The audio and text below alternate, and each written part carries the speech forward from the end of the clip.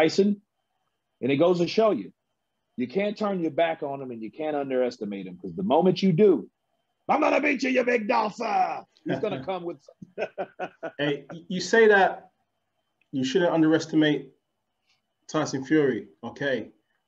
We both know that. But what I've seen on social media over the past 24 hours is there's people that are basically saying that his physical condition from when he jumped into the water. Did you see that? Yeah, I'm about to drop a bit. I've done the video. I just got to drop it. So, yeah, he's getting hammered by some fans on social media about that. Well, look, okay, let me give you a sneak preview of my own video. First off, Tyson Fury is going to always be about bad build. I don't give a shit how much weight he loses. He's going to look the same way. He'll do 1,000 sit-ups a day. He's not going to get a six-pack. He's going to always have love handles. He's going to always have bent legs. You know what I'm saying? He's going to have, he's going to look the way he's going to look. That's it. You can't, look, you doubt me? Look at Andy Ruiz. Andy Ruiz was Pillsbury Mexican doughboy, right? From South California, right? But what did he do to Joshua? That doesn't matter. These are boxers. These are not bodybuilders anyhow. People just want to talk shit because they want to hate on him. Let them hate. But at the end of the day, what will he do in the ring with Joshua when he gets in there? That's all that matters. Not the man's physique, not the man, what he looks like, how many rolls he has, how many titties that he possesses. It doesn't matter, right? Because, I mean, yeah, it looked shag nasty. It did. He's like, ugh. Put your shirt on. But, yeah, it's clown time for that. I mean, that's what it is. But when have you seen Tyson Fury, like, ripped? When have you seen him look like his younger brother? The Klitschko fight, he didn't look too bad in the Klitschko fight. No, he didn't. He didn't look too bad. But my question is, when have you ever seen him ripped? He's not that. His body style is not. He's not that dude. He's not. He's that would be impressive if he. I mean, not saying he could never, but look, big and tall as he is, he's just him. He's just Tyson Fury. Now, I've seen that video clip. I'll look at it again. But I just see the same old Fury. And look at it this way. It was a lot better than he was 3 years ago. You know what I mean? He was 400 pounds like 3 years ago. 3 years ago now? What is it? 2021? 17? Yeah, 17 or 4 years ago now. Time's ticking on by.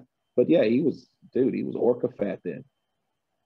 He looked like a big, fat, retired Viking warlord that all he does is, eats and plays or whatever. And I'm saying that in a good way. But yeah, I mean, but I just think, I don't think none of that matters anyway. I don't think that matters. I think, he's not the best shape, but he's never been this ripped dude. He ain't an Anthony Joshua, neither is Andy Ruiz. So, it is what it is with that.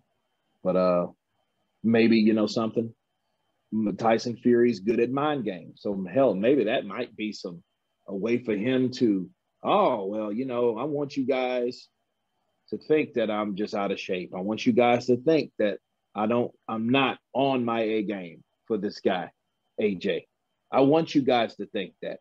You remember what he did before the second Wilder fight? You remember that? He walked into that UFC. Yeah. He was limping. All right, okay. Limping. You remember that? He was limping around there. Now, was he limping fight night? No. He wanted people to think that he was limping because he wanted people to think that something was wrong with him. And all these social media channels went freaking crazy. But now, he's not going to fool me like that again, because he had a lot of people fooled. He had people thinking, I have a limp, I went too hard, this, that, and the other. And then when he went out there that night, you see none of it. It was all a trick. It was all mind games. And I think this may be one of them. So be careful. What about inactivity? Obviously, he hasn't fought since, last February. Joshua's fought in December. Could that play a factor before he goes straight into a massive undisputed fight with Joshua? I don't think it's a good one, but hey, it's on him. That's on him. See, the reason why it's on him is because he should have fought. See, the reason he pulled out of that fight because he didn't want to fight around this time. He didn't want to fight in January or February. He wanted to fight in December. He didn't get a fight in December. Now, according to Frank Warren, the Caballero fight was there. The contract was sent. The money was agreed upon. Then all of a sudden, it's not going to happen because we don't have a live audience. We don't have enough money to pay him. Okay, I didn't understand that at all. So if those guys let that man go that long without a fight, it's their fault. It's the promoter's fault. They failed him. So if he goes in there half-cocked and overtrained, which he can easily do, I think he was overtrained for the Vilene fight. If he goes in there overtrained, because he's started, stopped, but really never really stopped because he needs the jumping jacks, the physical activity to keep his brain clear of the mental whatever, right? So if he's never stopped, he might go in there, burn out. So, but if that happens, I mean, you can't blame nobody but himself.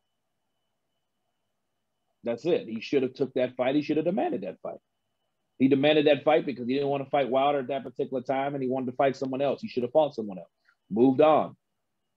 See, it gave energy and it gave avenues for people to doubt. Well, wait a minute. Why are you really stopping the fight? So those type of things occurred.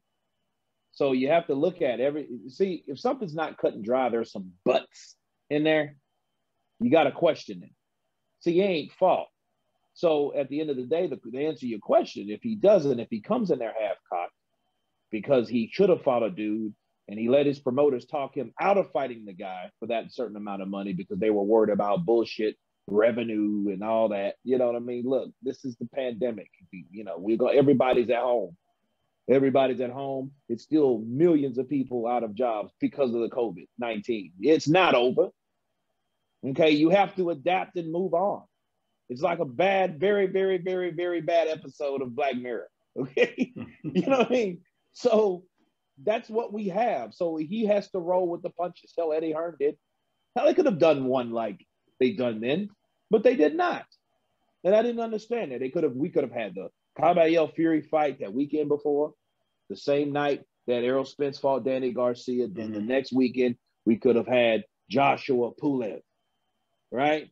So we would have had a whole lot of boxing. And then Fury would have got his damn fight. You know what I mean? Probably would have went 8-9 rounds to get his bearings back.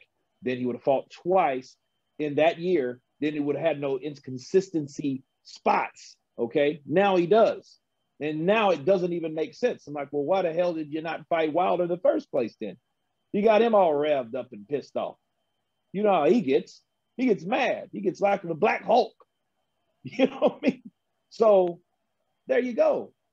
So I don't, but to do all that, not to fight a guy that you signed a contract for, not to fight this guy, to only fight another guy that you didn't fight.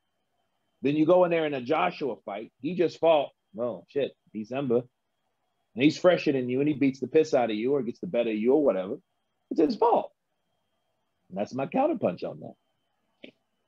Well, Kurt, it's just been a joy to catch up with you once again, man. From Absolutely. The UK to the States, man, all the way, man.